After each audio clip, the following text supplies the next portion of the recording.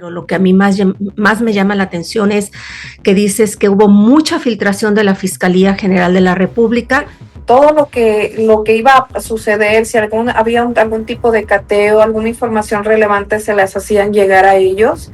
A ellos me refiero al crimen organizado. Y entiendo que un reclutador que te amenazó. Le dije, yo te puedo comprobar que realmente hay gente que se han llevado en contra de su voluntad y que son menores de edad. A lo cual él me dice, se queda todavía pensando, me dice, tú no me tienes miedo, no tienes, porque él estaba cubierto, curiosamente, o sea, todavía cubierto. Y le dije, quítate el buff que traes, porque al final de cuentas, sí, me pueden ver el público, pero yo a ti qué, yo te estoy dando la cara. Y yo recibo un mensaje en la madrugada a los meses, en el cual me dice, Indira, soy fulanito de tal, el reclutador, y necesito que ahora tú me ayudes. Me secuestraron y me tienen en un lugar, me dio la ubicación. Él me empieza a mandar videos donde había jóvenes que sí realmente pedían este tipo de trabajo. Cuando yo le comprobé que había 3 jóvenes que fueron en contra de su voluntad, lo soltó. ¿Significa que todavía hay evidencia que no ha sido procesada? Es correcto. A 10 meses. ¿Y de qué evidencia estaríamos hablando que no ha sido procesada? Hay la posibilidad de que esta información se filtre o entreguen estas pruebas a otro país que pues está queriendo pues atacar lo que es el Estado mexicano y que puedan intervenir. Entonces ahora los centros de rehabilitación son los nuevos lugares de reclutamiento. Por eso es tan importante esta entrevista que me estás dando, porque muchas de estas cosas estoy segura que te lo van a venir a confirmar a los meses. Hola, ¿qué tal? Los saludo desde Guadalajara y saludo a mi invitada el día de hoy. Me da mucho gusto saludarte, Indira Navarro, que es fundadora y también una de las integrantes más activas y principales de el colectivo Guerreros Buscadores de Jalisco, una mujer que admiro mucho por el valor en estos tiempos de un México tan difícil, tan complicado, y bueno, ya nos platicará Indira un poco más de lo que ha estado pasando. Pero antes de entrar de lleno, Indira, contigo de antemano te agradezco mucho esta entrevista. Seguramente te invaden muchos sentimientos encontrados y debido a eso publicaste el boletín que diste a conocer el lunes, pero quiero saber, ¿por qué ya no estás en Jalisco, Indira? Que es una de las cosas que a mí me causan mucha preocupación. Hola, Tsiri, muchísimas gracias. Al contrario, yo te admiro y creo que muchas personas, pues la calidad humana que tienes y la seriedad en la cual pues haces este tipo de entrevistas, ¿no? Y saludos pues a toda tu audiencia. Pues sí, mira, comentas esto sobre el comunicado que decidimos lanzar por parte del colectivo, no nomás su servidora. Dado a toda la circunstancia que hemos llevado, pues iniciamos comentándote, pues sí, estoy desplazada, me localizo desplazada por la inseguridad que hemos estado viviendo en el estado, precisamente pues por el tema en el cual nosotros estamos inmersos, ¿no? Como buscadoras, como defensoras de derechos humanos, como activistas, y que queremos pues que haya un futuro mejor para nuestros hijos, ¿no? Entonces, sí me encuentro desplazada por estas situaciones que han acontecido después de lo del Rancho Izaguirre, después de otras investigaciones en las cuales hemos estado pues insistiendo y pues a pesar de tener las medidas cautelares, sí me vi en la necesidad de que me extrajera del gobierno federal por estas circunstancias.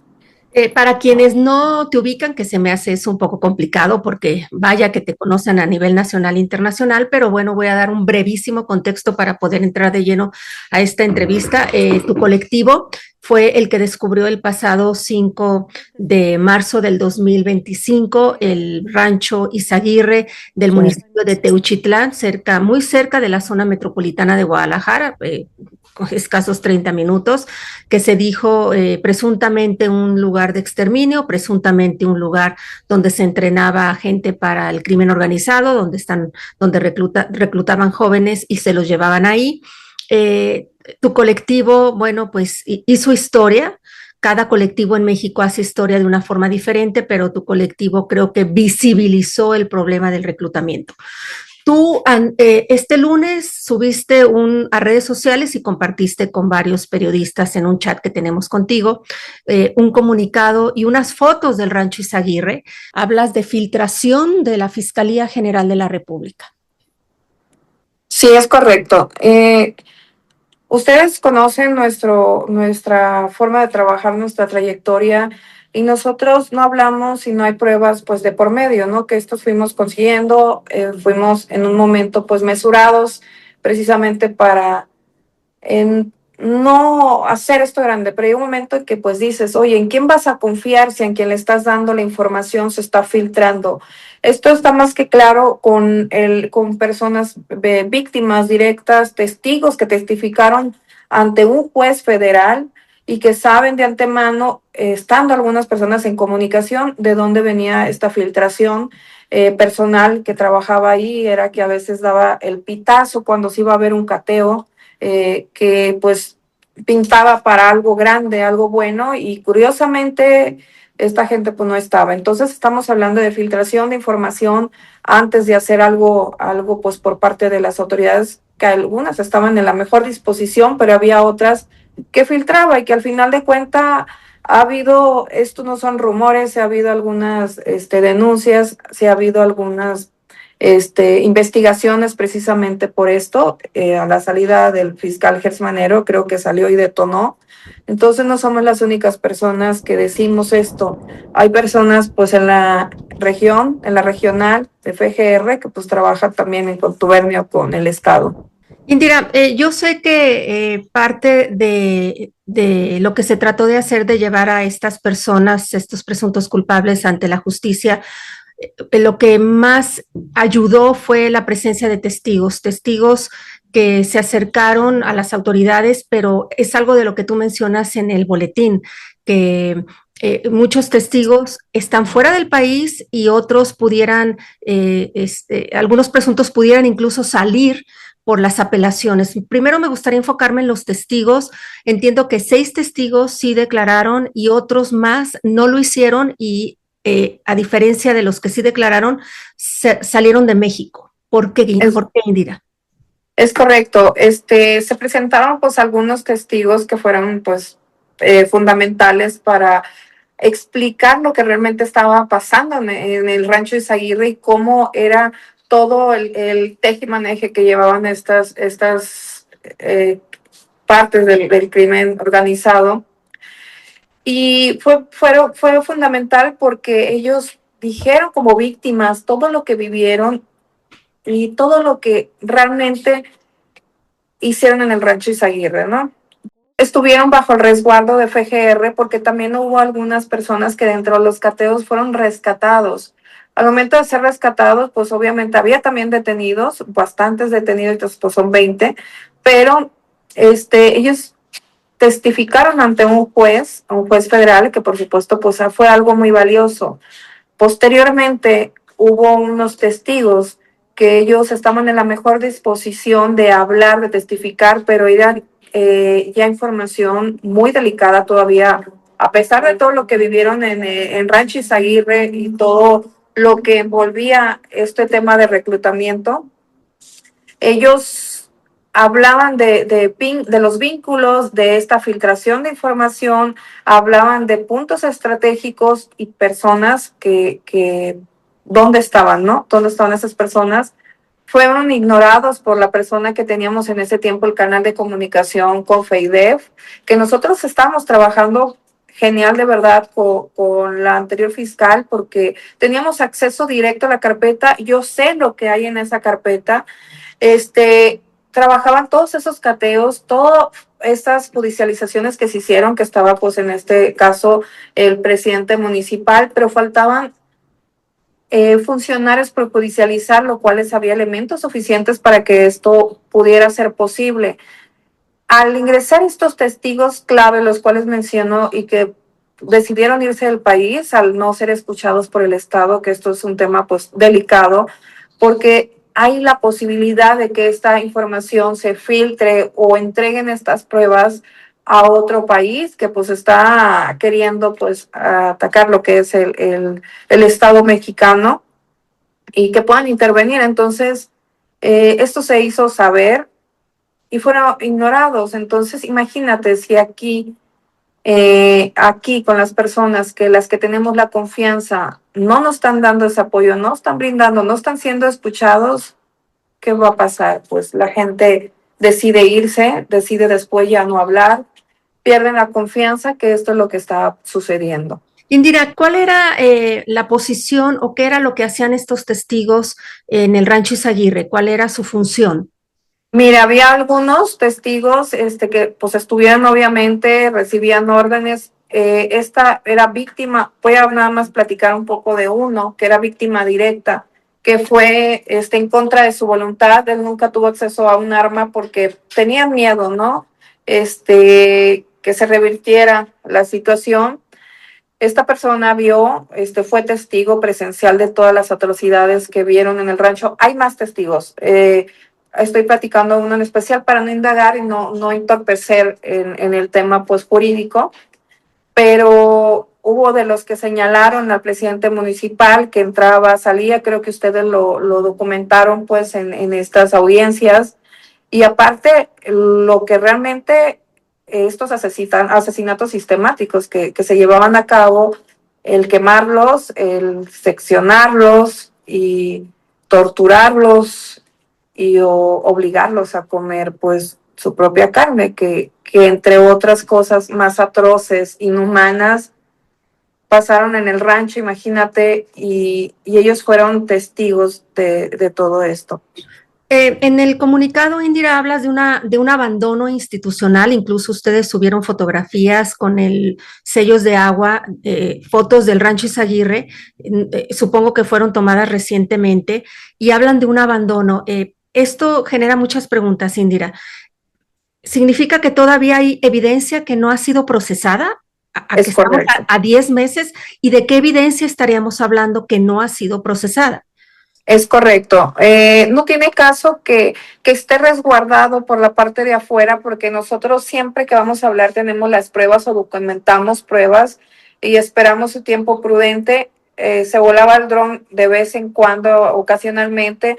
En algunas ocasiones se había resguardo por Guardia Nacional o Ejército y Policía Estatal. A veces no lo había. Se justificaron peritos que porque había lluvias, la lluvia cesó hace muchísimo tiempo, no dura tanto para secarse. ¿Y qué fue el abandono? Lo que nosotros estamos denunciando es la falta de trabajo por los peritos, porque ahí todavía hay evidencias claves que vincularían todavía aún más a estos personajes que están detenidos, que son 20 y que también están apelando por querer, pues, salir de libertad, aunque están obviamente vinculados por delincuencia organizada, por privación de la libertad y otros delitos entre ellos. Pero hablamos de un tema muy delicado y que posiblemente al sacar estos fosas que todavía hay, salga, ¿no? Estamos hablando de gente que tenemos que recuperar, así sea uno mínimo, tiene el derecho de ser buscado. Se comprobaba y se comprobó oficialmente de que sí realmente existieron crematorios. Está la carpeta y en su momento que tiene que decir lo que hay, que lo que realmente pasó, la verdad. Eh, Todavía hay más hornos por sacar, había muchísimos restos humanos abajo del adoquín, quemados. Entonces se comprobó también de que había una degradación expuesta de 330 grados a 1100. Entonces, lo cual comprobaba que realmente existieron estos crematorios, que no necesitaban hacer, como decía la gente, que especiales, cuando están dentro de la tierra, agarran una temperatura muy alta y prendida por bastante tiempo, pues era suficiente para poder quemar los cuerpos. Entonces, estas pruebas todavía están en las entrañas del rancho Izaguirre, porque lo estaban haciendo de manera muy minuciosa con los antropólogos, con brocha, entonces estaban extrayendo huesitos, muchísimo. Que te digo, que FGR tiene un aparato especial que antes se mandaban las muestras al extranjero, a Alemania, donde pueden sacar el ADN de manera mitocondria y hacer pues esta relación de a ver si coincidía con algún ADN. Y fue uno que dio positivo con una persona pues que tenía su ficha de desaparecido. Entonces, hubo muchos casos positivos. Hubo personas que fueron, reconocieron pues vestimenta, reconocieron, y que los mismos testigos y víctimas comprobaron y dijeron y reconocieron personas que estaban en las fichas de desaparecidos y dijeron cuál fue el final de estas víctimas. Indira, sé que hay todavía muchas órdenes de aprehensión por cumplimentar. ¿Estamos hablando de civiles o de autoridades? Civiles, por supuesto, pero ahorita seguían por judicializar personas que trabajan, pues que son funcionarios públicos. Esta ocasión, pues hay elementos suficientes y es lo que queremos nosotros, que se siga trabajando, que se sigan sacando estas judicializaciones y que se dé un avance. Creo que esto sería muestra clave, un mensaje muy contundente, que también los funcionarios vinculados tienen que pagar por este crimen atroz.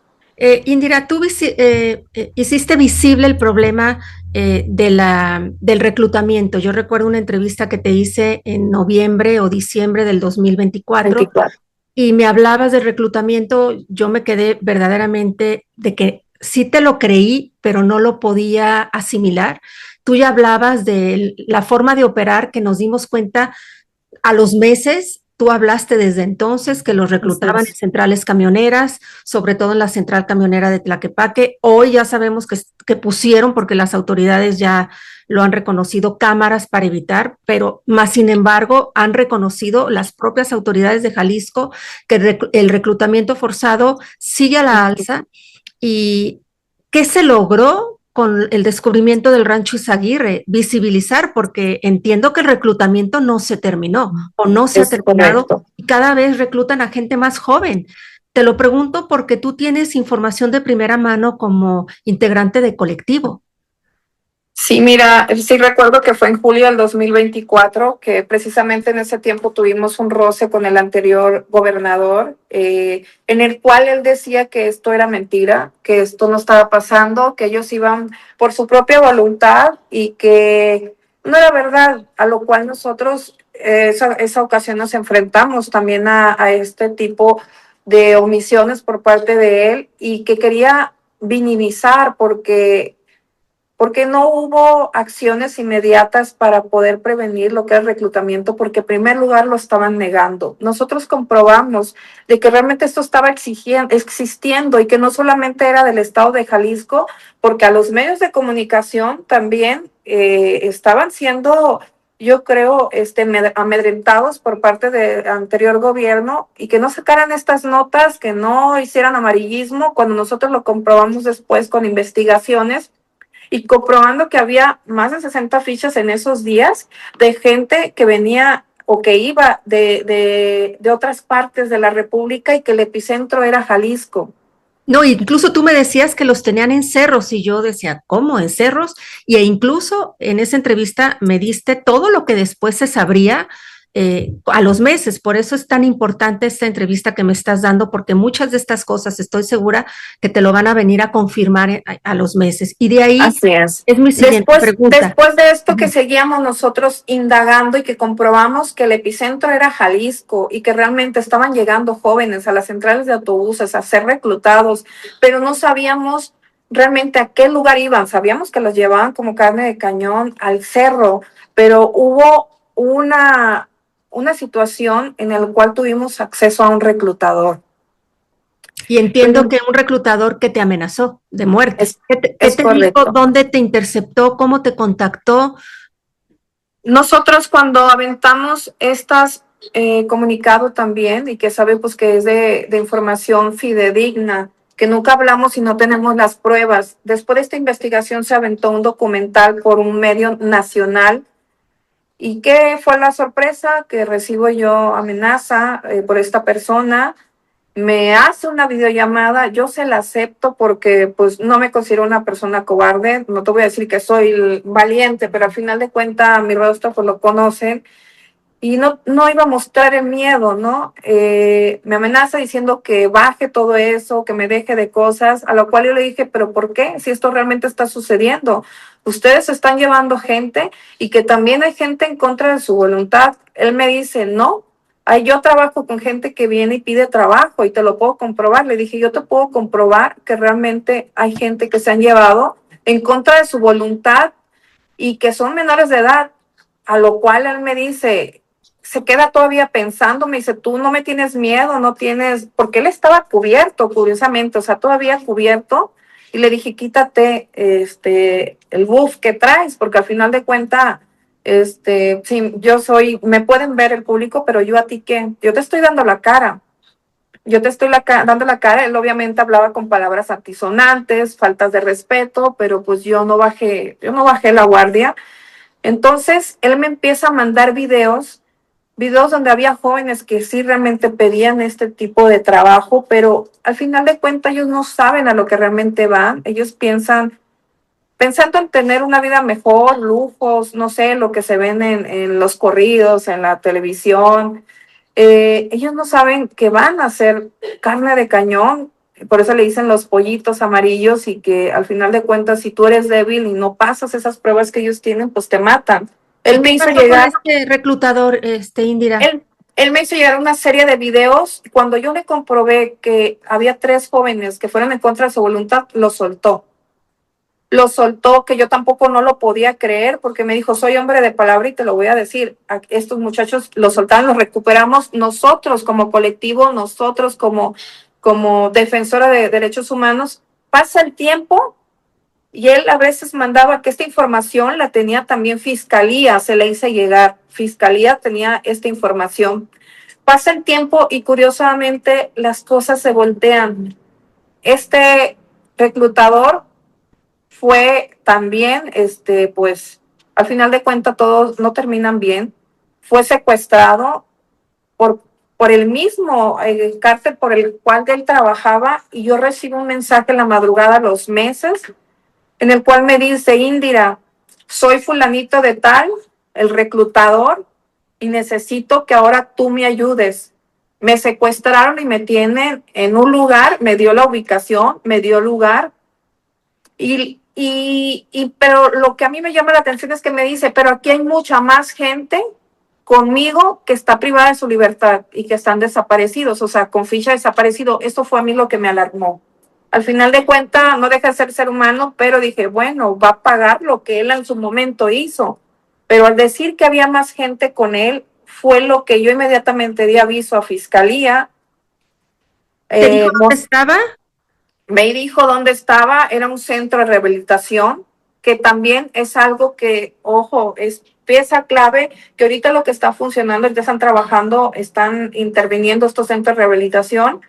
Se le habla a Fiscalía, me dice, no, pues vamos a hacerlo, que unos días más.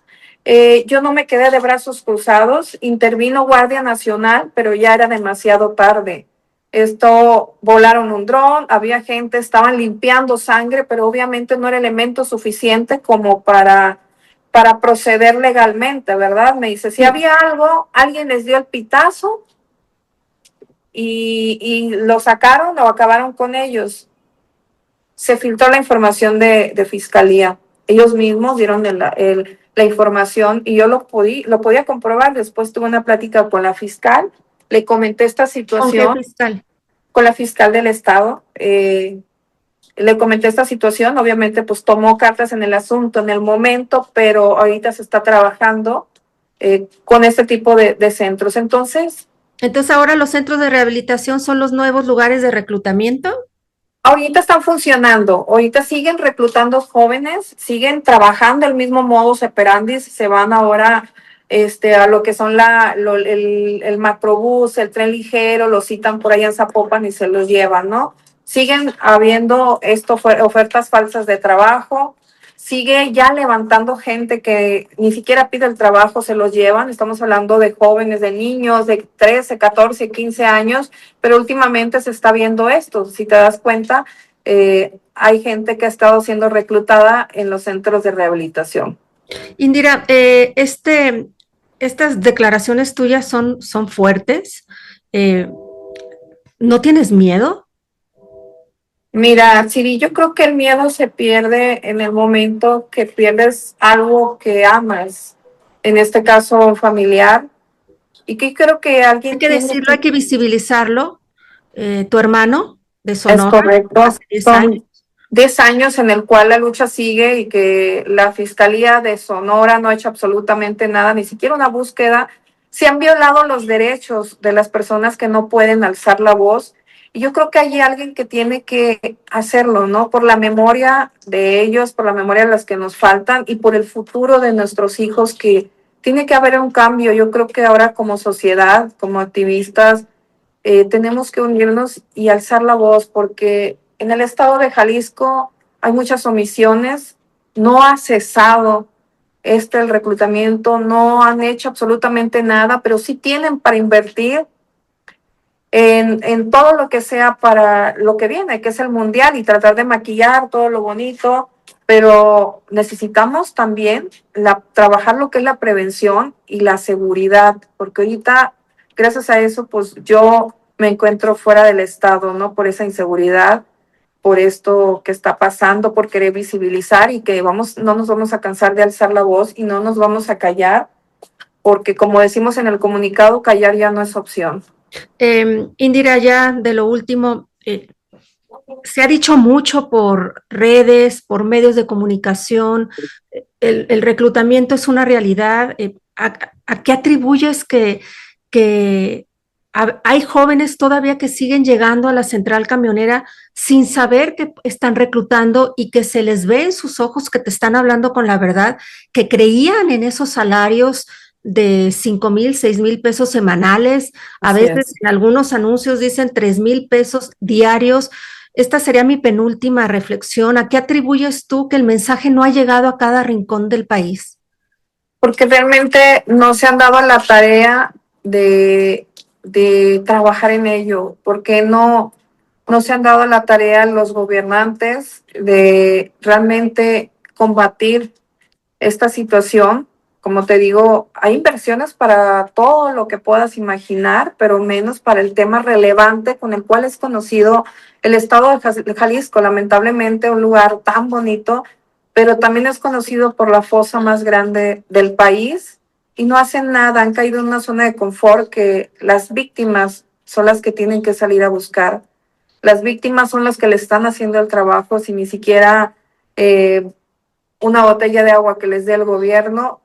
Entonces, ese es un llamado a la sociedad y a los funcionarios, a los gobernantes, que creo que a ninguna familiar le gustaría que pasara esto, ¿no? Que perdiera a un ser querido, pero que es momento que no sean omisos, que realmente se trabaje por lo que queremos, un estado que tenga seguridad, que vuelva a ser un estado bonito y que más que nada trabajar para el futuro de nuestros hijos. Necesitamos que tomen cartas en el asunto, que es momento ya de trabajar, de encabezar esta lucha y que pudiera ser un rumbo diferente, que pudiera ser el sello, como le decimos a la presidenta, de su gobierno. Y hablando de mover conciencia, Indira, ya esta última reflexión, moviste las entrañas de muchísimas cosas con el boletín que se envió el colectivo el lunes 12 de enero de este 2026. ¿Ha habido alguna respuesta por parte de las autoridades? ¿Te han llamado? ¿Te han dicho conversemos? Indira, creo que estás equivocada. ¿Alguna reacción positiva o negativa?